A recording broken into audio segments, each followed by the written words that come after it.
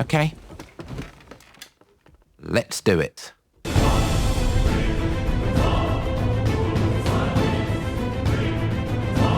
Gran Turismo Sport, forgot, it came out in 2017. It's a bit of a weird one. Wasn't a numeric Gran Turismo, so it was like a in-betweener. It was also our first GT on the sort of official 9th generation system, so it was a big one for me. All this footage is PlayStation 5. And of course I see a passive boost because my machine's so expensive. No official patches, not SSD. This does sit on your HD drive. Now, the maps and tracks full. This is interesting because it's done the handshake with my data on my profile for GT full stop, but it's given me every single track available, including some rally tracks, which we'll get to. That could have gone really wrong, and it's good to have a wealth of choice. You might be thinking, why am I reviewing a game from 2017 when the brand new Gran Turismo is out? Its split screen mode is diabolical. It's horrendous. A second noticeable really cool system is you see the garage logo over on the left. That's access to all my saved cars in game. So the other player gets all of that. You are not locked on that list of cars running across the bottom of the screen.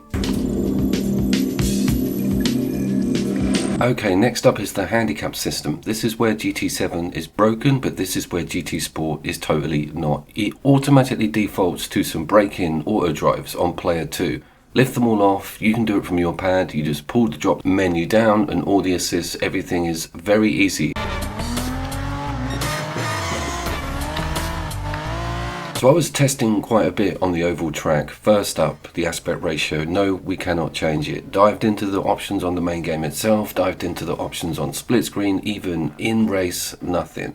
That's unfortunate, but we do have a lovely 60 frames per second. Does not look too much worse than GT7. Very, very happy with this gameplay. And look, despite that postage stamp screen size, which should point to it being able to have 4-player local. But it's about at this point in GT7 where you realise that the other player can just pull away from you, both from the start, out of corners. You start thinking, what is up? At no spot in our playthrough did we think one of us was overpowered. It was so great. And because there is no other cars on track, which we'll get to in a second, you can sort of stop and start and have a bit of a laugh. And if you clip someone wrong, you can sort of backtrack, start apologising. It was good to have that in-game freedom, but really as well enjoy some quite top-notch graphics for a split-screen racer.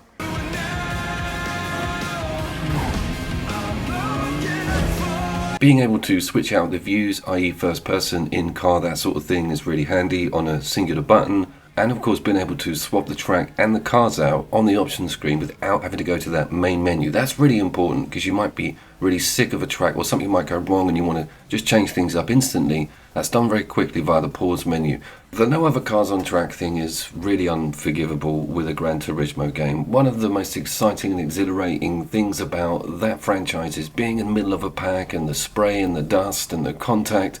If one person gets half a lap in front of you on this mode, then it's just boring. You have to just follow them around the track. It's cool to sort of stay with each other. That excitement would be sorted so much more if we had more cars to put on track, AI characters, that sort of thing. But there's obviously some sort of performance gate that doesn't allow it, but that doesn't really explain Dirt 5 or MotoGP 2022, both of which sport the most populated tracks in local co-op you've ever seen.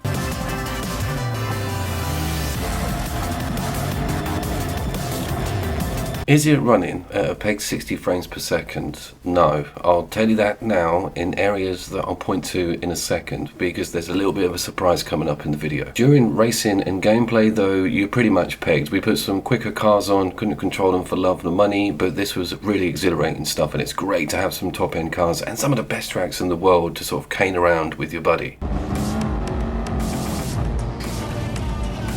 Also having those weather variables, putting it at midday, the nighttime still looks cracking. There's no ray trace reflections in this game at all. It's quite primitive really on an engine level, but it still looks absolutely stunning. When it was rolled out on the Pro, I brought it on day one and I was so impressed with its almost 4K upscaled. It had this like super sample mode, quality mode, that sort of thing. But because we're running this on a PlayStation 5, that backwards power just smooths over everything. Well, it smooths over nearly everything. What do you mean? Well, I've been holding something back, something very special. This game offers full replays.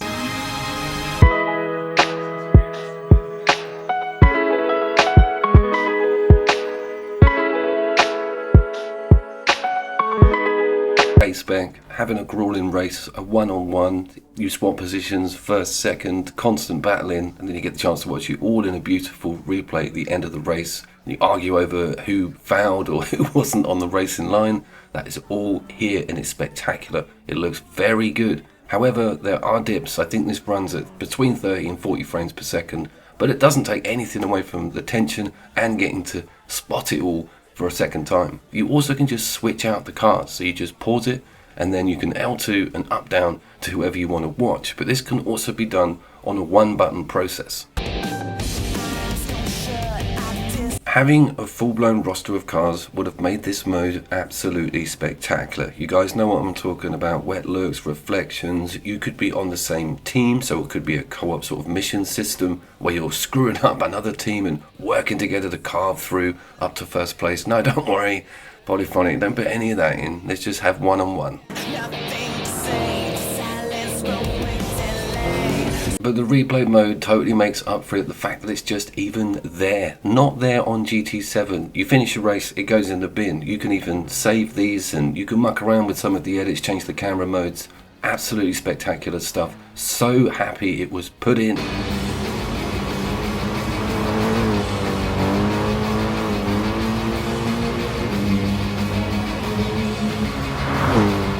Finally, just for good measure, we get thrown in some rally tracks and you get given like a standard rally Peugeot, I think it is. But if you've got some rally cars in your roster and you can expand on the track level, there's so much more to be had within this sort of dirt race mode. It's quite good on the physics.